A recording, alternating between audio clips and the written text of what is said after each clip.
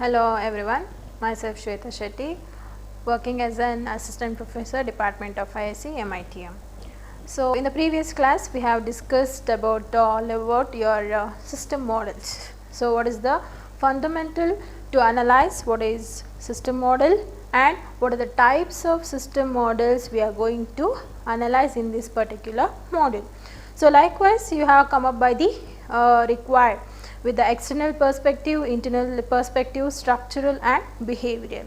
So, with that we have explained what is the context module and how to deal with the context module with the required diagrams. So, well, with the UML, that is Unified Model Language, which has given us the types of diagrams that should be applied in while dealing with the models, right.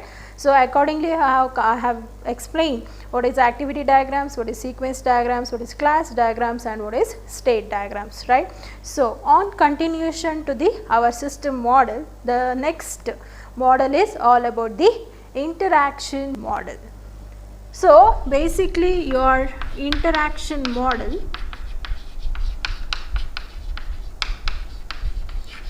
will be categorized into use cases and sequence diagram.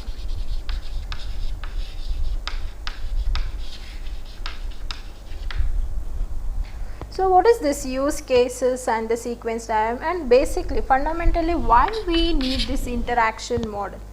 So, what is the use of this interaction model, as already we have discussed, in order to make the communication or the representation between the system and the actors. System and the system actors as well as the components that is available in the system in order to communicate with the perspective, in order to analyze what is the actual flow of the activities that can be included in the module. For that purpose we use this use case diagram, and basically all this interaction model will be used in the perspective of use cases. So, this use cases is nothing but it is an elicitation and analysis, that is we are going to explore the requirements and we are going to analyze, right. So, if we are going to explore is fine and we are going to analyze is fine. Now, what I have analyzed, I need to express it. So, what is happening in this particular system, right. So, in order to give that particular instances, you should be aware of how easily I can represent something so that the other person can analyze it, right. So, for that the use cases basically will be working on the actors. So, all the use cases basically will be considered the actors. Who are these actors then? So, let us go with an example of your MHC PM. So, let us analyze the use case with an example. Okay. So, let us consider your MHC PMS, as we are familiar with that case studies, right. So, I will consider as I already said, all the use cases will be the actor where the representation of the system can be made, and listing out the activities what is happening with respect to the system can be interacted easily, and we can know who will be involved in particular process activities and how that will be dealt in analyzing the task. So, accordingly if I am going to explain that, so I have the medical receptionist and I have considered the patient record system. So, I am going to represent what I need to do, all the data transfer of the patient that should be sent to the patient record system by whom? That is the medical receptionist. So, accordingly what I am going to try out is the data transfer. So, the indication can be done, that is in order to analyze where does the patient record system is going and where it is being updated. So, I will involve only two members here, that is the medical receptionist and the patient record system. So, these are the actors in this particular context of transferring the data. It is just an example for transferring of the data. I am considering only two actors. This, what is this tick diagram indicates is all your actors. Okay. So, on using this particular actors, what I am going to do is, that is where the data transfer will be taking place from the medical reception to the patient record system. So, the same way if I am going to write for the one instance of the medical, just what are the interaction that goes with the, what are the activities that will be done by the medical receptionist. So, how can I represent it with the use case? That is the thing you should know. So, likewise I will write the use case diagram for medical receptionist.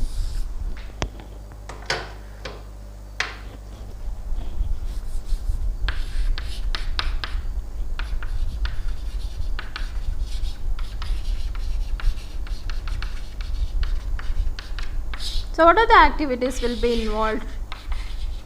Registering of the patient, right? Then unregistered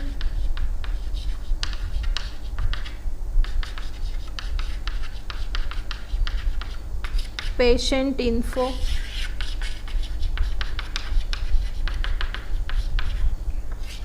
view info, contact info. So, all this will be activities that will be handled by this particular actor, that is the medical receptionist. So, I will register and register as a patient info, view info and the contact info. So, all these instances of the required activities what he is going to handle, that is the medical receptionist, we will be represent in the diagrammatic form in this particular instances. So, all the activities should be in this particular oval or oval form, where that represent the activities what is being handled by the particular actor, that is the medical receptionist. So, likewise the use cases diagrams can be used basically for the identifying of the user requirements as well as for analysis of the requirements. You can use all these instances of the use case diagrams. So, likewise for any of the problem of the domain, in order to analyze the interaction that is happening between the actors and the systems, we need to go with this particular instance of using the use case diagrams. Okay. So, on basis of this what happens, we are going to analyze. So, what is this particular person role and what is going to handle. So, it is an easy way to analyze it. So, next diagram is all about the sequence diagram. So, what is the use of the sequence diagram and how we can make a use of it in while writing the modules. So, if you are going to analyze over that, here as in the use cases we have deal with the actors, right. So, here in the sequence diagram even will be including with the actors as well as the objects. So, what is the need of these objects here and why to make use of this particular diagrammatic form by using the objects is a question here. So, all about the sequence diagram, it is nothing but it is a combination of actors and the system components that handling over the system. So, in order to analyze that, we have the actors here, that is the, for an example, let us consider him as the medical receptionist. So, what is the main task over this diagram is all about we have a medical receptionist where she need to send the required updated info of the patient to the required data, that is the database, MHC PMS database. So, in order to do that, very first the actor is medical receptionist. On flowing with the medical receptionist, what he is going to do? Very first he is going to trigger the view the info of the patient ID. So, without the patient ID and without the authorization of the medical receptionist, you cannot access the required data or the info of the patient. Hence, that whole scenario to be analyzed, we have written this sequence diagram in this particular forms. One thing you need to analyze, the actor should be in the stick person and accordingly each object should be in the form of the rectangle with the P as the required object instances. Then that is what these objects with the where that will be connected with the bars, okay, the hard chart bars. That is where it indicates the activities that is flowing between the one instance of objects to the other. So, in order to analyze that, very first we need the actor who is going to trigger the required viewing of the information, that is the patient ID, and that will be followed by the patient info. On patient info, what is supposed to do? He will report what is the info of the patient and what is the patient ID, and accordingly that will be updated in the your database. Which database? That is the mental health care patient database system, where that will be indicated by the object instance D. And also we require the authorization, right? So that is what the AS, authorization. And on flowing with this objects, we need to make sure the one instance of process activities that flows from the medical receptionist to update or transfer the required data of the patient. So for that to do, I will view the info, then report it back to the database, and again the database will check out the info of the patient, and before that, that will check out with the authorization info. Whether the authorization is being given by the medical receptionist, then I can take it the required info of the patient, and following that, that is what you are observing here, the authorization info with the UID, and if it is authorized, yes, it will send back the reply to the database, okay, you can give the patient info to the required person. And on follow, that is nothing but your user ID, that is UID, okay. Then on doing this, the particular process will be undergone these things, that is especially your authorization process. First it will check over the patient info. On authorization, it will give the required answer. Otherwise, if it is not matching the requirement of the authorization, accordingly it will display an error message, okay. It will display an error message on telling that authorization is failed.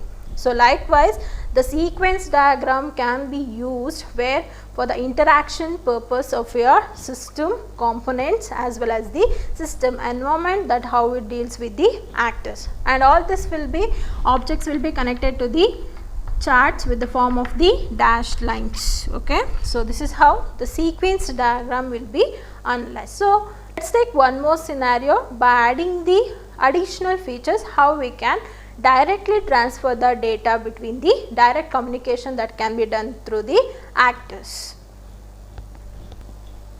So next, as I said, there is a two additional features we can be add on to the particular of your diagram of sequence diagram, that showing the two actors can be included, okay. So that is the medical receptionist as well as the other end you have the patient recording system. Suppose I need to add the additional features of direct communication I need. So for that purpose, you can use the login, okay. Directly you can log in, as well as you can access from the required medical receptionist IP. With respect to that, you can find out the login and you can take the patient record system. Otherwise, if suppose you need to update the info, so what's the process? That very first the medical receptionist will be logging into the PRS, that is the patient record system. So on doing that, we are going to observe here we have the three objects, patient info, that is MHC PMS, as well as the authorization. So on basis of that, we have the patient info, and one end we have the database.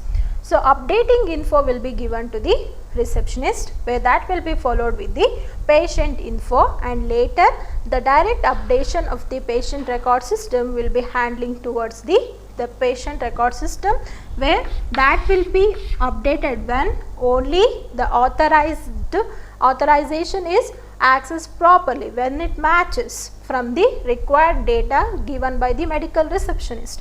On doing that, they will summarize it. The database, either it can be updated directly, or it should summarize the database and later it should send it back. Then on sending back to the required database to the medical receptionist, we will follow whether the authorized information what I have updated is been summarized properly. On flowing that, the whole process will be going through the authorization access and summarize and later update it. So likewise, the database will be updated on the basis of the authorization from the patient record system. Once the whole process will be gone through, later only they can log out from the patient record system towards the medical receptionist. So likewise, the sequence diagrams will be following in updation of the authorization. We can show it or it can represent, while for the data communication between the two actors, we can follow this kind of procedure. So this is a simple example that I tried to make you analyze how we can represent the actors in the form of the sequential diagram. Okay. So this is how the flow of the, and also the personal information can also be updated directly, and where it will be summarized in the database and later we can access it. So this is how the sequence diagram representation with respect to the your MHC PMS can be represented. The same scenarios you can apply towards your real world examples. So with the represent, is that the way? It's easy, right, to analyze what's happening with respect to each activity, so the process in respect to the different actors. So that's why basically while writing the projects will be undergoing with the using this use cases or the sequence diagrams. So next model is, we are done with the first one, that is the your context model, right. So you got an idea on which context and how to represent the required context form and how I can deal with the required development of the model. So on following that, we have come up with the interaction model. Again you have used the two types of, that is use case and the sequence diagram. So now you have got an idea, right. So how to, for which kind of instances and what is the types of model you are supposed to use, right. So likewise here the third thing is the structural model. So all your structural model, that is all the display the organization of the system. So well, once we are done with the context conceptual way as well as the interaction mode, the third thing is, the proper important thing is how we are going to organize the system components, right. So in organizing the system components, what else we require? That is the displaying the organization of a system. So how we are going to show the relationship, how we are going to deal with the in instances of the diagrammatic form. So how can we deal with that? So what is the relationship or the components that will be handled with respect to the each system that should be analyzed properly. So in order to do or to show the representation how structurally we are organizing the system and the components interaction, we can use the one type of diagram, that is the class diagrams. So already you have come up by the, in the second module you have analyzed, right. So what is class and what is objects and how the association or the relationship can be represented in the form of the UML notation. So on following that, again in this particular context of your class diagrams, that explains the structural models. So how to structure the requirements. So if you are going to handle, for an example, we will go with your MHC PMS again, okay, in order to analyze the class diagrams. So I have the class patient and I have the class patient record. So what is the relationship you can be given on basis of the requirements? So only one patient will be having the one patient record. One patient, the one patient can have only the one patient record, where all the records can be updated. You cannot say there will be numerous number of records and accordingly that should be updated. No, only one patient will have the one patient record. So the same way, if you are going to say the instances of the relationship, that is one to one and one to many and many to many. So in order to describe this, basically in your UML notation form, we will be using with the numbers, that is 1, the representation of 1 with perspective on instances of explaining a patient will have only one patient, can have only one patient record. So I am giving the relationship here between the two classes. So accordingly you have observed in your examples, that is there are the class and with respect to that will be followed by the objects, and each objects will have their own attributes and the operations, is it not? So likewise here I am considering only the main classes which will be having, or the association will be complained with the required association. So I am going to say what is happening, what is the relationship happening, and what is the representation, what is the task we are going to perform. So likewise there is the relationships between can be represented in a form of this, like one to one, one to many. So one to many can be written as 1 to n. Okay, this is the representation. If we say n, it is an many. Okay, and it's an example we can give. That is the best example. We will be teaching to the number of students. That is the many students. So likewise 1 to n students. So 1 to n, and many to many I can also represent with the n to n. So best example, we can go with your online shoppings. There are many products and there are many customers. So number of customers can have many products, and many products can be sold to the many of the customers, is it not? So the same way this representation goes with the n to n. So here for your, not to go in the in-depth, where you are going to learn all these things with the relationship database management system in your upcoming semester. So just for the overview, just they are going to try out to analyze you guys how to deal with the class diagram. So as I said, when we are going to deal with the class diagrams, we should be aware of what are the classes we are using, and what are the objects we are using, and what are the attributes and entities that is be involved with particular context. Fine. So in order to explain that, we are dealing with the class and object relationship here, and make sure that all the relationships should be in a proper way of representation. And for multiplicity, you can observe we can use the representation of star. So as we are not using the required n here, we are using the star. So star indicates the multiplicity, that is many. You can say in short, it is also the concept of many, where that can be applied for the, in order to make sure to analyze the class diagrams. So let's go with an example. Okay, so with your MSc PMS itself. So how can I write the class diagram for this instances of your consultation of the doctor? Okay, we will go with the consultation of the doctor. So what are the requirements I need?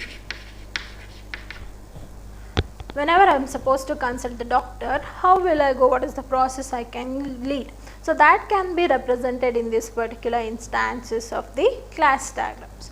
So I have the consultant, the classes. First list out the classes which we need to get it involved with particular to the diagram form. So hence first I have the consultant, then I have the conditions, then patient, general practitioner, then consultation with the medication, treatment, and hospital doctor. So every doctors, once we cannot say, once who can done with the academics and the completed, they will be called as the hospital doctors, and also there will be practitioner doctors, general practitioners will be there, and accordingly the consultation will be leading to the on whom to be sent for the required patients. So accordingly they give the proper info, what are the requirements you guys need, what are the types of doctor you are going to approach. So all that information will be given by the particular instances of your consultation. So very first you can observe here we have the consultant, conditions, and the general practitioner and the patient. So you can observe here we have written like 1 to that leads to star, and also from 1.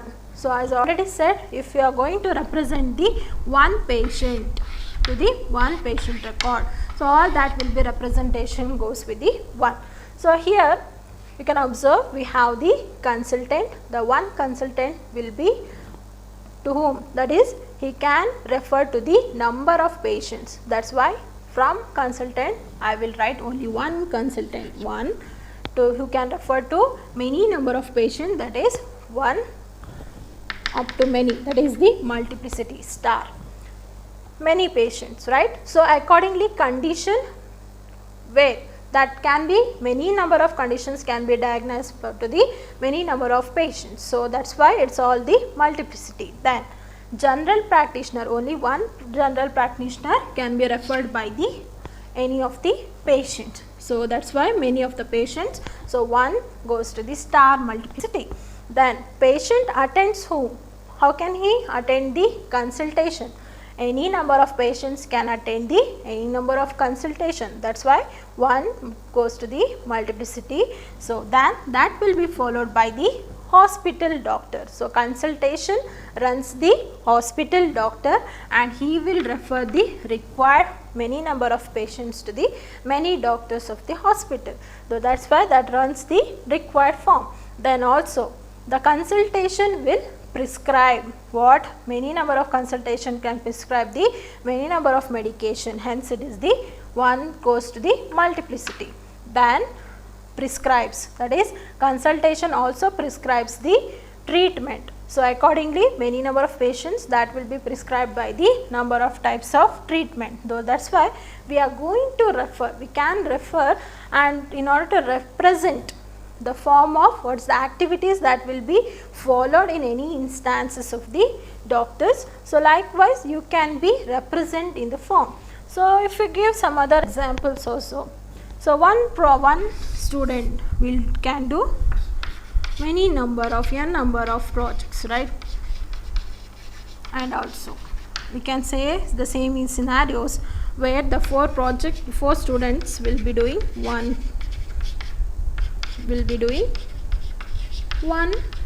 project. So likewise in any instances that depends on the requirements of the events we are going to represent in the form. So that's why this is the basic things. If there is an individual actor who is going to play the role over this class, as we are going to deal with the class and object instances, we need to speak like that. There is the class of patient who is going to be handled by the one patient record.